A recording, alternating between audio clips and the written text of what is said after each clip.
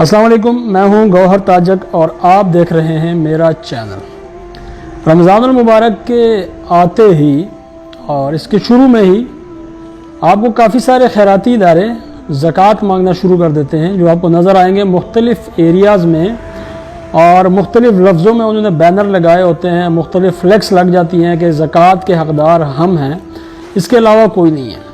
جتنے بھی خیراتی ادارے ہیں، جتنے بھی فلاح و بہبود کے ادارے ہیں، وہ تمام اپنے اپنے حساب سے اپنے لیے زکوٰۃ کلیکٹ کرنے کا انہوں نے ایک اپنا سٹائل ہے ان کا، جو اپنے سٹائل سے زکوٰۃ کلیکٹ کرتے ہیں۔ انہی میں آپ کو کافی ساری تعداد ہسپٹلز کی نظر آئے گی، اور یہ ہسپٹلز ان میں سے اکثر ہسپٹلز وہ ہیں جو کہ ٹرسٹ پہ رجسٹرڈ ہیں، مطلب ٹرسٹ ہیں، لیکن ہیں یہ پرائیویٹ ہسپٹلز، اور ان کی ٹھیک ٹھاک بڑی بڑی فیسیں ہیں، اور ٹھیک ٹھاک مطلب یہ آپ کو چارج کرتے ہیں۔ اور اگر آپ ویسے تو یہ کہتے ہیں نا کہ جی ہم نے اس میں او پی ڈی میں ہم نے 100 روپیہ 200 روپیہ رکھا ہوا ہے، لیکن 200 روپے سے تو خیر کام کہیں بھی نہیں ہے۔ اگر کہیں پہ ہے بھی تو وہ 1-2 ہسپٹلز ہو سکتے ہیں جہاں پہ 100 روپیہ، میں لاہور کی بات کر رہا ہوں، جہاں پہ 100 روپیہ وہاں پہ او پی ڈی کا رکھا جاتا ہے، لیکن اکثر 200 روپیہ او پی ڈی کا ہے۔ اور اس میں بھی ایسا نہیں ہے کہ وہ انہوں نے آپ کے لیے کوئی سینئر ڈاکٹر بٹھائے ہوتے ہیں یا کوئی تجربہ کار ڈاکٹر بٹھائے ہوتے ہیں، ایسا نہیں ہوتا۔ آپ اکثر جا کے دیکھیں گے انٹرسٹ ہاسپٹلس کے اندر تو آپ کو او پی ڈی میں ایک رش نظر آئے گا ڈاکٹرز کا، اور کافی سارے ڈاکٹرز بیٹھے ہوں گے۔ یہ وہ تمام ڈاکٹرز ہیں جو ہاؤس جاب مکمل کر چکے ہیں یا ابھی ہاؤس جاب مکمل کرنے والے ہیں، ابھی بالکل نئے پڑھ کے نکلتے ہیں، اور چھوٹی عمر کے ڈاکٹر ہوتے ہیں، ان میں کوئی بھی سینئر آپ کو ڈاکٹر نظر نہیں آئے گا۔ اور یہ انہوں نے اکثر تو ان میں سے ڈاکٹر جو ہیں وہ فری بھی کام کر رہے ہوتے ہیں، اور اکثر جو ہیں ان میں سے پھر وہ بہت چھوٹی تنخواہوں پہ کام کر رہے ہوتے ہیں۔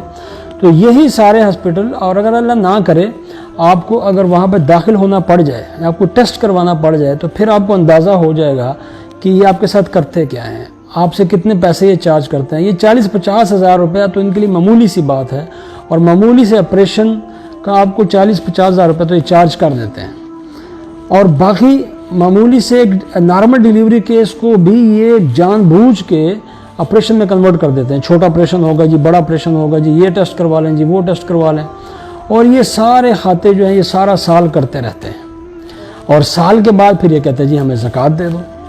اب یہ سمجھ نہیں آتی کہ یہ زکوٰۃ کس منہ سے مانگتے ہیں، اور اس میں بڑے بڑے ہاسپٹل شامل ہیں، چھوٹے موٹے نہیں، بڑے بڑے، یہ کس منہ سے زکوٰۃ مانگتے ہیں، اور زکوٰۃ ان کا مانگنے کا مقصد کیا ہے؟ کون سا غریب ہے، وہ کون سا غریب ہے جس کا یہ علاج کرتے ہیں؟ اول تو یہاں پہ غریب کو کوئی گھسنے نہیں دیتا، آگے جب تک آپ کے پاس کوئی سفارش نہ ہو، آپ کے پاس کوئی وہاں آپ کا کوئی کام کرنے والا نہ ہو، آپ کو کوئی جاننے والا نہ ہو، اس وقت تو یہ کسی غریب کو یہ گھسنے نہیں دیتے اب ہاسپٹلس کے اندر۔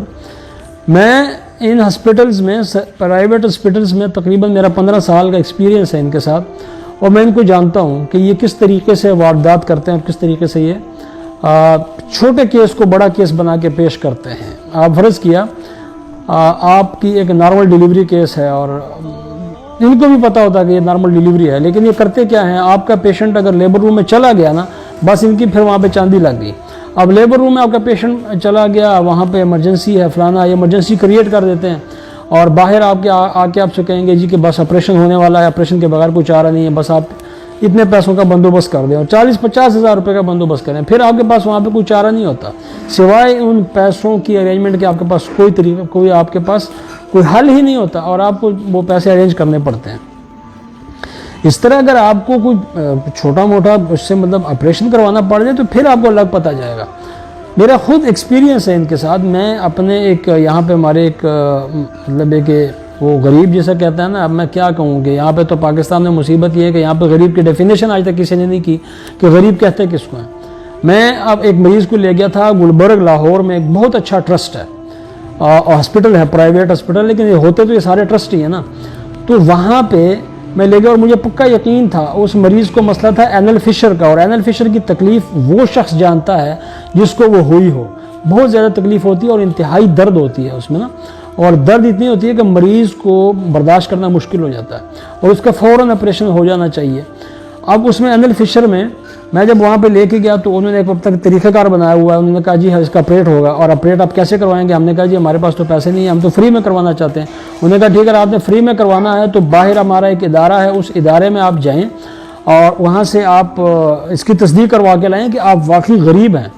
تو ادارہ کیا ہے، باہر اگر آپ جائیں تو وہاں پہ انہوں نے 2 مفتی صاحبان بٹھائے ہوئے ہیں، اور وہ مفتی صاحبان آپ سے باقاعدہ حلف لیتے ہیں کہ آپ واقعی غریب ہیں. ہم نے جا کے وہاں پہ حلف دیا کہ جناب ہم غریب ہیں.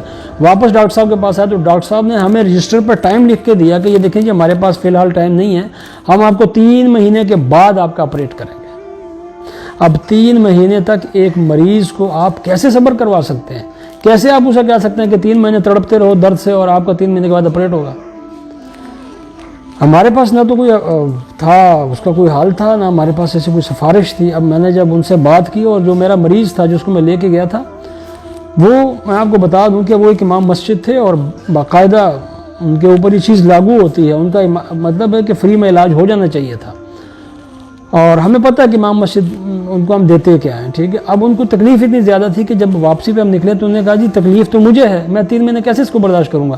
انہوں نے پھر وہی آپریٹ اس زمانے میں 20,000 روپے میں، یہ شالامار لنک روڈ کے اوپر ایک پرائیویٹ ہاسپٹل ہے، وہاں سے 20,000 روپے میں کروایا.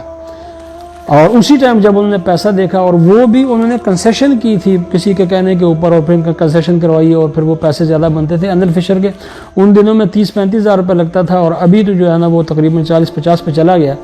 تو وہ انہوں نے اس وقت وہ 20,000 میں کروایا. تو 20,000 میں اسی ٹائم انہوں نے آپریٹ کر دیا. انہوں نے کہا جی آپ ابھی داخل ہو جاؤ، شام تک آپ یہاں سے فارغ، اور شام تک اس کو فارغ بھی کرتے تو اس کو گھر بھجوا دیا تھا. اتنا سا کام تھا. لیکن اس کام کے لیے ہمیں حلف دینا پڑا.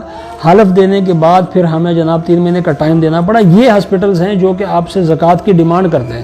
میرے کہنے کا مقصد یہ ہے کہ ایسے ہاسپٹلز کو پھر زکوٰۃ کیسے لاگو ہو سکتی ہے، میری سمجھ سے باہر ہے.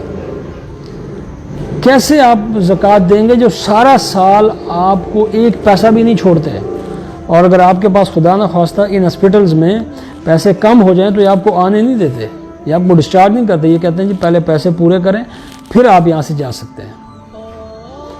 یہ ساری صورتحال ہے. اب ان کو زکوٰۃ دینی چاہیے نہیں دینی چاہیے، یہ آپ میرے سے زیادہ بہتر سمجھتے ہیں، اور آپ ہی کو اس کا فیصلہ کرنا ہے، اور آپ ہی خود ہی دیکھ لیں کہ اس کو زکوٰۃ ان پہ لاگو ہوتی ہے یا نہیں ہوتی.